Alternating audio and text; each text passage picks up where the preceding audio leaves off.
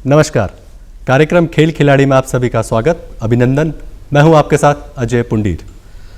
दर्शकों, आज हम बात करेंगे राष्ट्रीय खेल दिवस के बारे में और इस पर बातचीत करने के लिए हमारे साथ मौजूद हैं श्री जितेंद्र कुमार सोनकर जी, जो कि अपर सचिव और निदेशक हैं उत्तराखंड खेल विभाग में, और साथ में है प्रसून महर्षि जी। आप एक हॉकी कोच हैं और लंबे समय से हॉकी खेल से जुड़े हुए हैं। नमस्कार, धन्यवाद। आप दोनों का बहुत बहुत स्वागत हमारे कार्यक्रम में। जैसे कि हम जानते हैं सोनकर जी, राष्ट्रीय खेल दिवस प्रत्येक वर्ष 29 अगस्त को मेजर ध्यानचंद, हॉकी के जादूगर के जन्म दिवस के अवसर पर मनाया जाता है। आप कैसे देख रहे हैं इस खेल दिवस को, क्या महत्व है इसका? देखिए, मैं एक लाइन में कहना चाहूँगा कि खेल दिवस, खेल विभाग, खिलाड़ी, इन सभी के दृष्टिकोण से देखा जाए तो ये उनके लिए सबसे बड़ा दिन है। और मैं समझता हूँ कि सारे खेल से जुड़े हुए जितने भी कोच हैं, प्रशिक्षक हैं, खिलाड़ी हैं या अन्य लोग हैं, उनके लिए सबसे बड़े दिवस के रूप में मनाया जाता है और हम इसको मनाते हैं राष्ट्रीय स्तर पर भी और स्टेट लेवल पे भी। इसको पूरे मेजर ध्यानचंद जी के जो उनके जन्मदिवस के उपलक्ष्य में ये मनाया जाता है और पूरे सम्मान के साथ हम इसको मनाते हैं। जी, जैसे कि हम जानते हैं कि राष्ट्रीय खेल 1940 के आसपास भारत में शुरू हुए, तब से लेकर आज तक ये सिलसिला जारी है। आने वाले खेल जो राष्ट्रीय हैं वो भी उत्तराखंड में हैं। तो किस तरह का विकास आप देख रहे हैं खेलों के लेकर? आप एक निदेशक हैं खेल विभाग के, तो आपने देखा होगा कि किस तरीके से खेल को लेकर पॉलिसीज़, सरकार का रवैया, सरकार की नियम कानून कैसे चेंज हो रहे हैं, इसके बारे में थोड़ा मैं बताएं। देखिए, सबसे पहले अगर मैं बात करूं कि सरकार के रवैये की, तो इसमें कहीं भी कोई दो मत नहीं है कि सरकार का जो रुख रहा है विगत कई वर्षों से, वो खेल और खिलाड़ियों के लिए बहुत ही पॉजिटिव रहा है।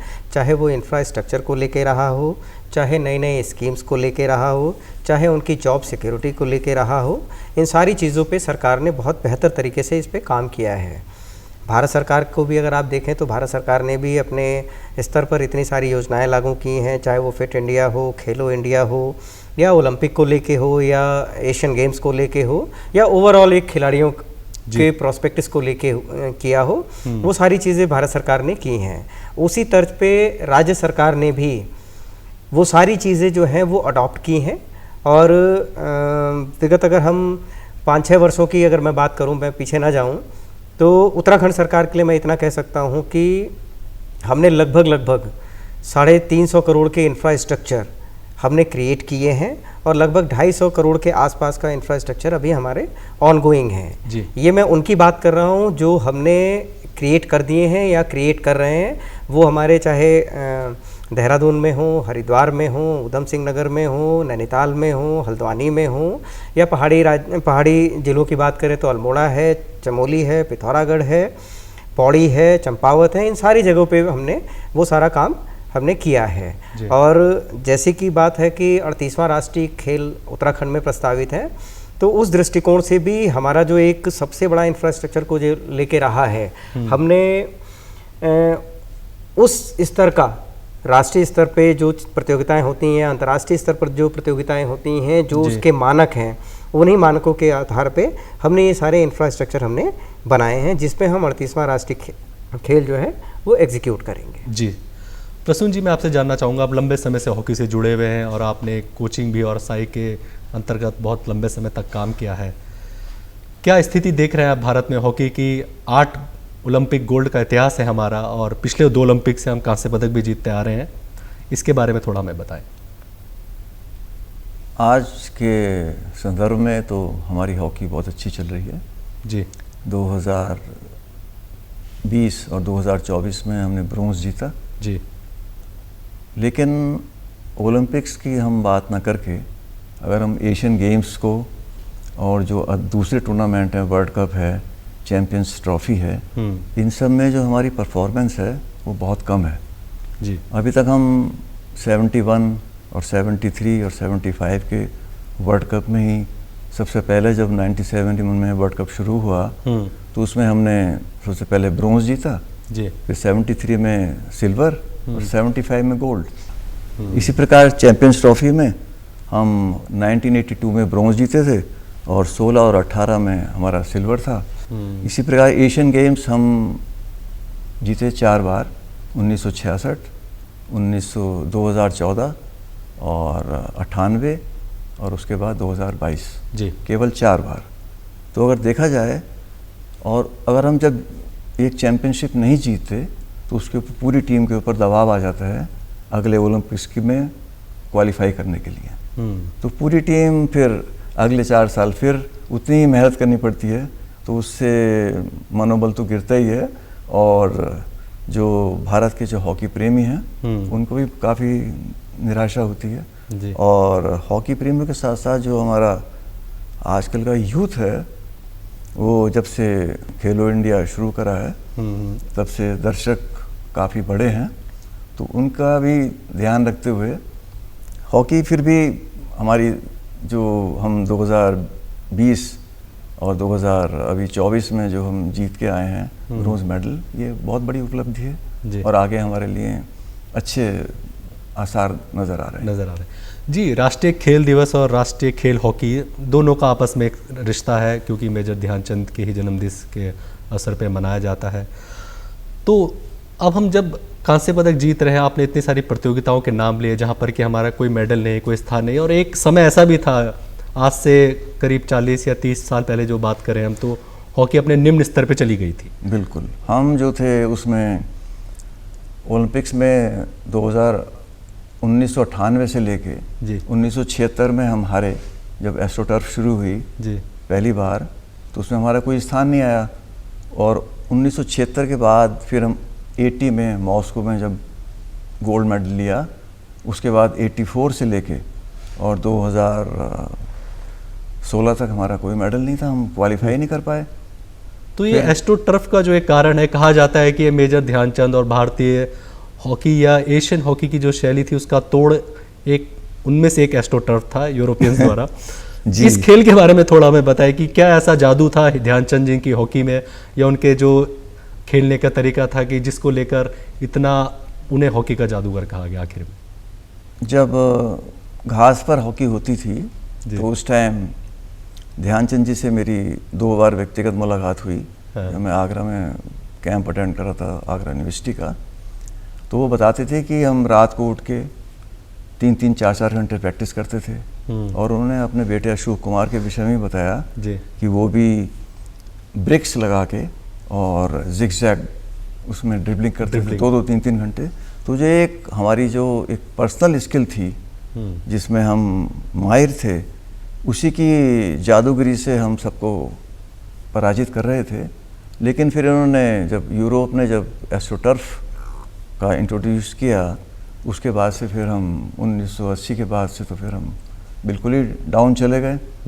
और फिर जब इंडियन हॉकी फेडरेशन ने जब विदेशी कोच बुलाने शुरू करे तो उससे हमारी परफॉर्मेंस में काफ़ी सुधार आया और हॉकी पर फिटनेस पे, हाई परफॉर्मेंस पे बहुत विशेष जोर दिया गया, जिसकी वजह से अब उसके रिजल्ट आ रहे हैं। जी सुनकर जी, मैं आपसे जानना चाहूँगा, उत्तराखंड एक हिमालय राज्य, पहाड़ी राज्य है, कठिन राज्य है, दूर दराज के हमारे क्षेत्र है, जहाँ तक कि सड़कों का होना एक मुश्किल माना जाता है, तो स्टेडियम की रही बात बहुत दूर। तो इंफ्रास्ट्रक्चर को लेकर जो दुविधा हमारे मन में रहती है, खास करके हमारे खिलाड़ियों को लेकर, कि उसको कम से कम 100, 200, 300 किलोमीटर स्टेडियम के लिए आना पड़ता है प्रैक्टिस करने के लिए, अगर उसको राष्ट्रीय स्तर पे या इंटरनेशनल लेवल पे भाग लेना, तो उसके लिए क्या योजना है, किस तरीके से काम हो रहा है? देखिए, आपका कहना बिल्कुल सही है कि उत्तराखंड एक पहाड़ी राज्य है जी। और पहाड़ी राज्य के अपने बहुत सारे चैलेंजेस होते हैं। एक नॉर्मल चैलेंज जैसे सड़क का चैलेंज होता है, तो जब हम खेल और खिलाड़ी की बात करते हैं या खेल के इंफ्रास्ट्रक्चर की बात करते हैं, तो वो चीज़ भी एक हमारे लिए चैलेंज के रूप में आती है। लेकिन मैं आपको एक चीज़ अवगत कराना चाहूँगा, चूँकि हमारे माननीय मुख्यमंत्री जी का जोर जो है वो इस चीज़ पे बहुत ज़्यादा है कि इंफ्रास्ट्रक्चर हम जो भी क्रिएट कर रहे हैं वो सिर्फ हमारे मैदानी क्षेत्रों तक ना रहे, बल्कि उसकी पहुंच जो है वो पहाड़ी जितने भी हमारे क्षेत्र हैं, पहाड़ी ज़िले हैं, उन सब तक वो रहे। चूँकि पहाड़ी राज्य होने के अगर कुछ नुकसान है तो कुछ फ़ायदे भी हैं उसके। सबसे बड़ा जो फ़ायदा ये है कि पहाड़ी राज्य के जो बच्चे होते हैं उनकी जो लंग कैपेसिटी जो होती है वो बहुत ज़्यादा होती है, और उसकी वजह से हमें जो उसका फ़ायदा मिलता है, जो लॉन्ग रेसेस जो है हमारी, उसमें हमें बहुत ज़्यादा फ़ायदा मिलता है। इन्हीं सारी चीज़ों को देखते हुए हमने अपने जो इंफ्रास्ट्रक्चर जो क्रिएट किए हैं, जैसे कि मैंने अभी पहले भी बताया था कि देहरादून, हरिद्वार, यूएस नगर, हल्द्वानी, ये हम इसको प्लेन में मान के चलते हैं। बिल्कुल। यहाँ तो हमने किया ही किया है क्योंकि हमारी जनसंख्या का बसावट और यहाँ मैक्सिमम यहीं पहले पे- से भी इंफ्रास्ट्रक्चर थे, हाँ, उसको जी। हमने इम्प्रूव किया है। जी। इसके अलावा जैसे मैंने कहा कि पहाड़ी बच्चों का जो लंग कैपेसिटी होती है, उसकी वजह से हमने पौड़ी में एक हाई एल्टीट्यूड सेंटर डेवलप किया है रांची में। जी जी। वो अपने आप में एक बहुत इंटरनेशनल स्टैंडर्ड का जो सेंटर जो हमने डेवलप किया है वो है। इंडिया में वो चौथे स्थान पे है। मतलब 4 उत्तराखंड को छोड़ दें तो 3 राज्यों के पास ही एक ऐसी फैसिलिटी है जो हमने उत्तराखंड में क्रिएट की है। आप इस मान के चलिए कि हमने पिथौरागढ़ जैसे जिले में जी। लगभग 40 करोड़ का एक इंटरनेशनल स्टैंडर्ड का हमने बॉक्सिंग हॉल क्रिएट किया है, क्योंकि पिथौरागढ़ में बॉक्सिंग का पोटेंशियल बहुत ज़्यादा है। जी बिल्कुल। चंपावत में हमने पूरा महिला स्पोर्ट्स कॉलेज हम लेके आ रहे हैं, लगभग 300 की कैपेसिटी का। इसके अलावा हर जिले में, चाहे वो अल्मोड़ा हो, आपका चमोली हो, रुद्रप्रयाग हो, या आपका हमारा पौड़ी हो, इन सारे ज़िलों में भी हमने लगभग सारे इंफ्रास्ट्रक्चर हमने क्रिएट किए हैं। इस सरकार की एक पॉलिसी है कि एटलीस्ट एक मिनी स्टेडियम, खेल मैदान या प्रॉपर स्टेडियम या मल्टीपर्पज़ हॉल तो कम से कम ये फैसिलिटीज़ तो ज़रूर रहे डिस्ट्रिक्ट लेवल पर भी और ब्लॉक लेवल पर भी। इसी क्रम में हमने ब्लॉक लेवल पे मिनी स्टेडियम हमने क्रिएट किए हैं। लगभग आज की डेट में हमारे 26 मिनी स्टेडियम जो हैं वो फंक्शनल हैं और 37 के आसपास जो हमारे अभी बन रहे हैं। इसके अलावा हमने न्याय पंचायत लेवल पर भी हमने खेल मैदान डेवलप किए हैं। लगभग हमारे हर न्याय पंचायत में खेल मैदान डेवलप है।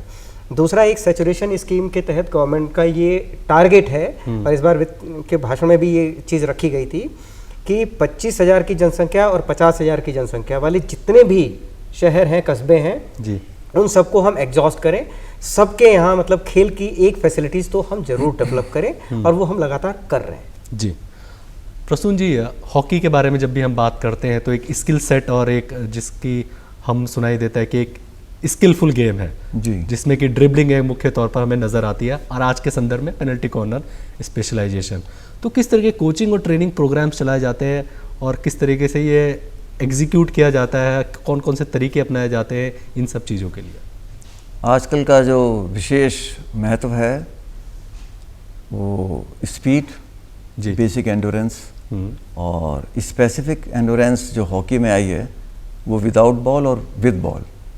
ये बड़ी इंपॉर्टेंट हो गई है कि आप बॉल के साथ कितनी तेज़ी से भाग सकते हैं, जी, और जब आप पोजेशन में हैं तो कितनी तेज़ आप दूसरे शत्रु के गोल की तरफ भाग रहे हैं, जी, और जब आपसे बॉल छिन गई तो फिर आप रिकवरी के लिए, फिर अपने डिफेंस में जाने के लिए, तो रिकवरी और इसके लिए सबसे बेसिक हो गया आपका एंडोरेंस। एंडोरेंस के साथ जब आप अटैक करने जाते हैं तो जब सिचुएशन से डिफरेंट आती है, 1 वर्सेस 1, 2 वर्सेस 3, आप 2 हैं और आपका अपोनेंट 3 है, उनको बीट करना, या आप 3 हैं अपोनेंट 2 है, या 1 वर्सेस 1 गोल, अकेला गोलकीपर और आप हैं, जैसे कि पेनल्टी शूट आउट में होता है, अंत में आपने देखा जिससे भारत जीता है ब्रोंज।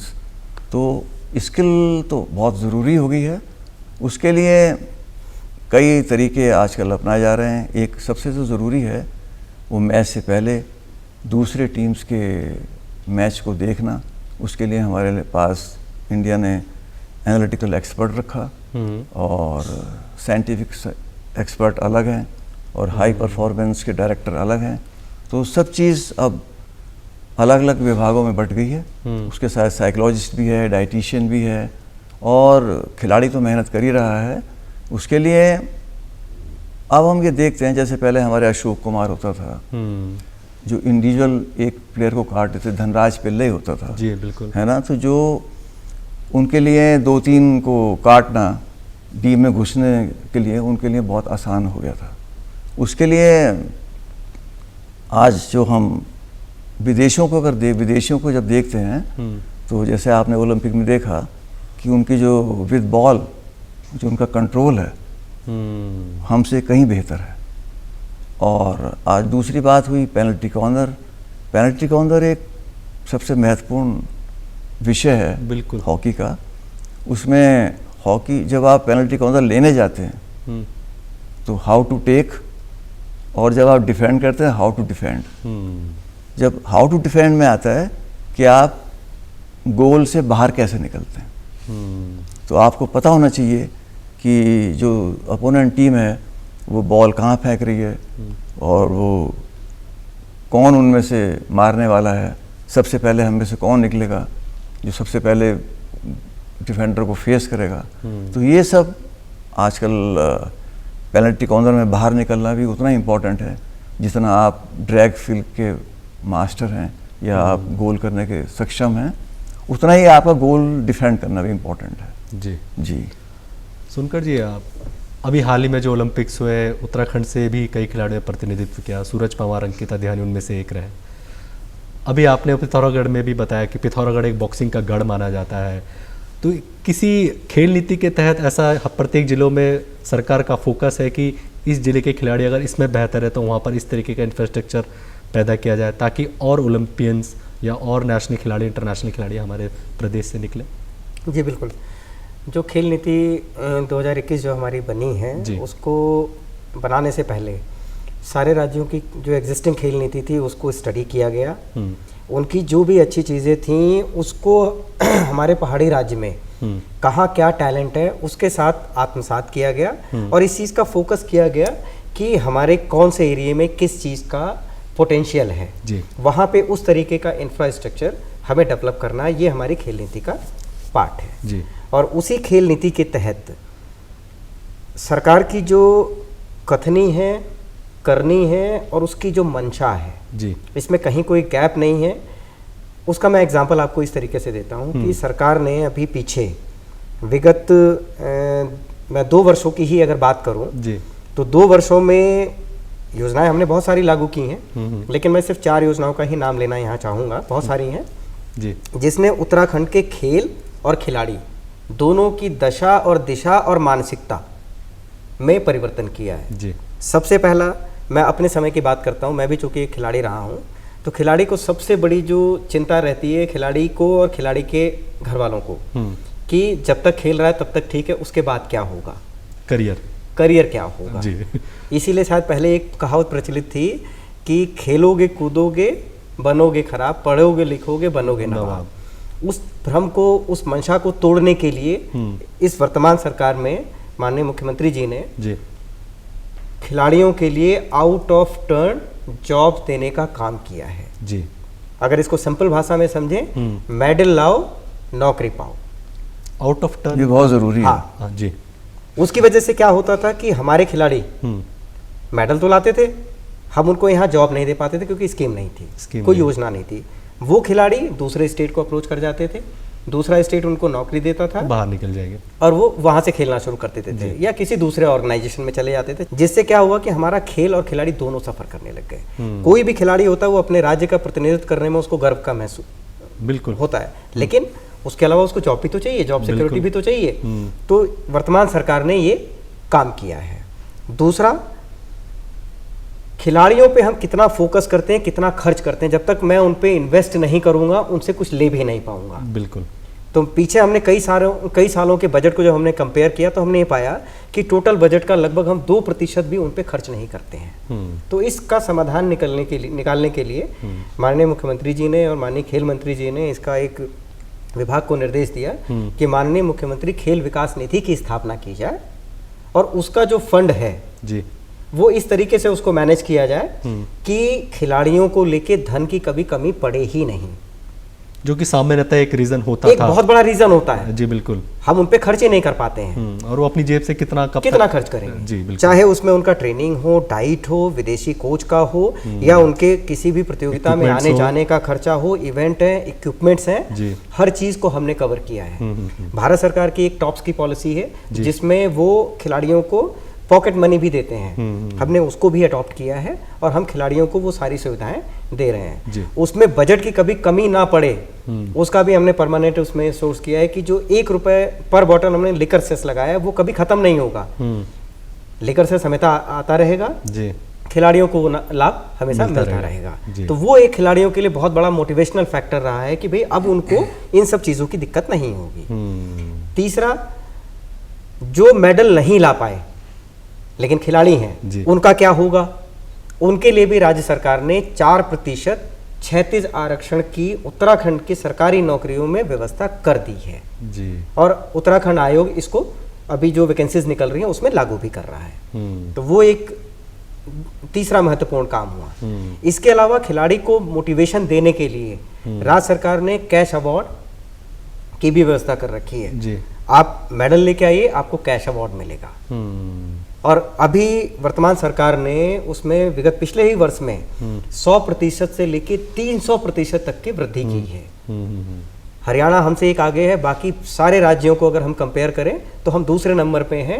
ओलंपिक में हो, चाहे एशियन गेम्स में हो, चाहे वर्ल्ड कप में हो, जहाँ से भी आप मेडल लेके आ रहे हैं या प्रतिभाग करके आ रहे हैं, आपको प्राइज मनी मिलेगा।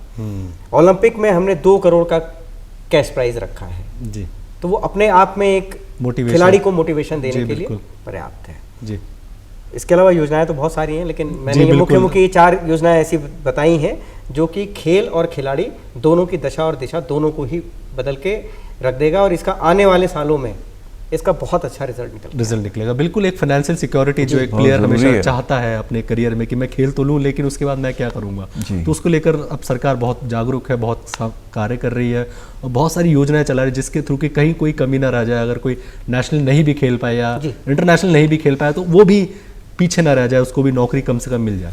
प्रसून जी, मैं आपसे जानना चाहूँगा, इंजरी फ्री और जो स्पोर्ट्स साइंस न्यूट्रिशन डाइट एक स्पोर्ट्स का बहुत अहम हिस्सा है, और हॉकी भी है, क्योंकि हॉकी भी आज एक पावर गेम है, फिटनेस गेम है, और जिसमें कि दमखम की बहुत ज़रूरत है। तो इन सारी चीज़ों को कैसे ठीक किया जा रहा है, कैसे देखा जाता है हॉकी में? बहुत अच्छा प्रश्न है आपका। जी। अभी जो आपने ओलंपिक्स देखा, इंजरी फ्री की जो आपने बात कही, तो आपने देखा हमारे प्लेयर को रेड कार्ड मिला। जी। और जो उसने इंटरनेशनली दूसरे प्लेयर को जो उसने हॉकी अपनी हुक करी और हमारी टीम 10 प्लेयर से बाहर बैठी, तो उसके लिए एक तो अनुशासन बहुत ज़रूरी हो गया है। जी। चाहे आप खेल के मैदान के अंदर हो या आप खेल के मैदान के बाहर हो, अनुशासन पे तो सबसे ज़रूरी।